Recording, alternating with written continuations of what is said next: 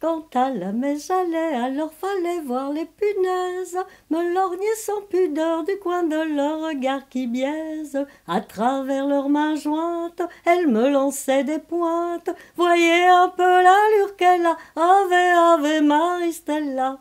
Et moi j'y allais pour de bon balancer mes jupons. Et moi j'y allais pour de bon balancer mes jupons. Balancer mes jupons. Bonjour. Cette chanson, elle est tout juste faite pour Catherine. Catherine, c'est une jeune Ardennaise, la taille fine, des rondeurs là où il faut. Elle est jolie et elle le sait. Quand elle se promène dans les rues du village, le balancement de ses hanches attire le regard de tous les hommes. Et le boulanger laisse brûler ses pains. Le forgeron oublie d'activer sa forge et le tisserand en perd sa navette. Catherine rit.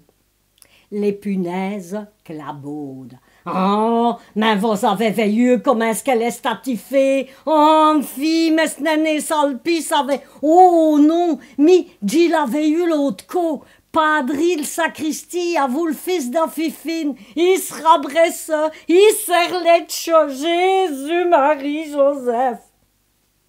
Catherine rit. Sa mère s'inquiète pour l'avenir de sa fille. Catherine, on parle de toi dans le village, et pas en bien, je t'assure. Oh, maman, mais laisse-les dire, va. C'est des grenouilles de bénitier, sont jalouses, c'est tout. Ah, non, non, non, tu sais bien, les garçons, ils veulent bien s'amuser, mais après, pour le mariage, ils veulent une fille sérieuse. Ah oui, c'est ça, parce qu'ils sont sérieux, peut-être, hein? Ah, Catherine, c'est comme ça, et c'est pas prêt de changer, va, crois-moi. Oui, eh ben, s'ils ont le droit de s'amuser, eux, moi, je veux l'avoir aussi. Ah, Catherine, si tu ne te calmes pas, tiens, je vais te marier avec le premier prétendant venu, même si c'est le diable. Quelque temps plus tard, un jeune homme vient s'installer au village. Oh, il vient de la ville, celui-là, ça se voit. Veste ajustée, pantalon bien tiré, chapeau, mains blanches et fines, ils n'ont jamais tenu de charrue, c'est sûr. Il va dans les rues du village, absorbé dans la lecture de petits livres à couverture noire et dorée. Mais sous ses airs chatmites, il ne perd pas son temps. Et il a vite fait de remarquer Catherine. Faut dire qu'elle a tout fait pour, hein. Balancement de hanches, œillade, frôlement au marché. Un jour, elle laisse tomber son mouchoir. Il le ramasse, le lui tend. Leurs mains se frôlent, leurs regards se croisent. À partir de ce jour-là, le jeune homme ne perd plus une occasion de fréquenter Catherine. Il porte son seau quand elle revient du puits, ou son cabasse quand elle revient du marché. Il lui tend la main pour l'aider à sauter par au-dessus des flaques après la pluie. Il va au bal, mais il ne danse qu'avec elle. Catherine est séduite. Un soir, elle est assise en face de sa mère, toutes deux mangent la soupe. Catherine s'arrête. Oh. Tu sais, maman, celui-là, je crois que je l'aime vraiment. Ah oui? Et qu'est-ce qu'il t'a fait donc? Eh bien, rien justement. Il me caresse avec des mots. Il dit que je suis une rose, un lys. Ah oui, bah ça se voit qu'il te connaît pas depuis longtemps, hein. Ma fille, si tu veux le garder celui-là, tiens-toi tranquille, crois-moi. Quelques semaines plus tard, gants blancs, fracas chapeau, le jeune homme cérémonieusement vient demander la main de Catherine. Bien sûr, sa demande est acceptée et le curé, trop heureux, célèbre le mariage. Drôle de mariage tout de même, ou surtout drôle de marié. D'abord, il n'a pas de certificat de baptême. Il paraît que l'église dans laquelle il a été célébré a brûlé et que tous les registres sont partis en fumée. Et puis, voilà qu'une raideur soudaine à la jambe empêche le jeune homme de s'agenouiller devant l'autel. Et à la communion, une subite quinte de toux et il ne peut pas communier. Catherine s'inquiète, serait-il malade? Mais il la rassure, tout va bien. Et en effet, tout va bien. Catherine est heureuse, le jeune homme est plein d'attention. Dans sa maison, elle chante du matin au soir. Tout de même, les punaises sont intriguées. Mais, d'une comprenez, on ne le voit jamais venu au lavoir pour faire se buer.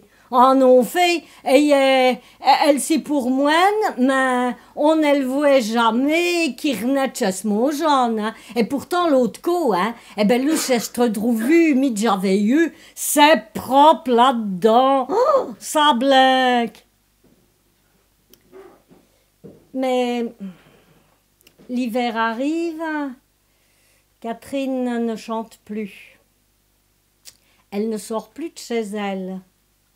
De la maison, on entend des bruits de disputes. Enfin, un jour, Catherine sort en courant. Elle s'engouffre dans la maison de sa mère. « Maman, maman, je crois bien que j'ai épousé le diable. Oh, tu te souviens ? Tu l'avais dit, hein ? Et après tout, c'est le premier prétendant qui s'est présenté. » Ma fille, calme-toi, assieds-toi, écoute-moi. Catherine sort de chez sa mère, dans sa poche une petite fiole. Ce soir-là, elle laisse son mari monter se coucher le premier. Et elle ferme soigneusement toutes les issues, les portes, les fenêtres, le soupirail, et même elle bouche la cheminée. Il ne reste comme orifice que celui de la serrure. Elle monte se coucher. Une fois son époux endormi, elle débouche la petite fiole et l'arrose d'eau bénite. Lui, il se réveille en hurlant, il se lève, il court, il cherche une issue, il n'y a que le trou de la serrure. Et de l'autre côté du trou de la serrure, sa belle-mère applique soigneusement le goulot d'une bouteille et notre diable s'y engouffre. Elle referme soigneusement le flacon et s'en va le suspendre à la branche d'un arbre à un carrefour. Le village ne tarde pas à apprendre l'aventure et tout le monde passe et s'arrête pour se moquer du diable dans la bouteille. Lui, il enrage, mais il ne peut pas sortir. Alors, quand la belle-mère passe, il lui promet la richesse, la jeunesse éternelle, mais rien de tout cela n'intéresse la maman de Catherine. Ce qu'elle veut, c'est qu'il lui signe, lui, le diable, mais au travers de la bouteille, hein, on est diable ou on ne l'est pas. Il signe la promesse de ne jamais revenir au village. Finalement, il signe, elle ouvre la bouteille, il se sauve, on ne l'a jamais revu. Et Catherine, bah, des mois plus tard, elle a épousé un jeune homme qui l'aimait vraiment. Même dans les hommes, parfois, on peut avoir confiance. À demain.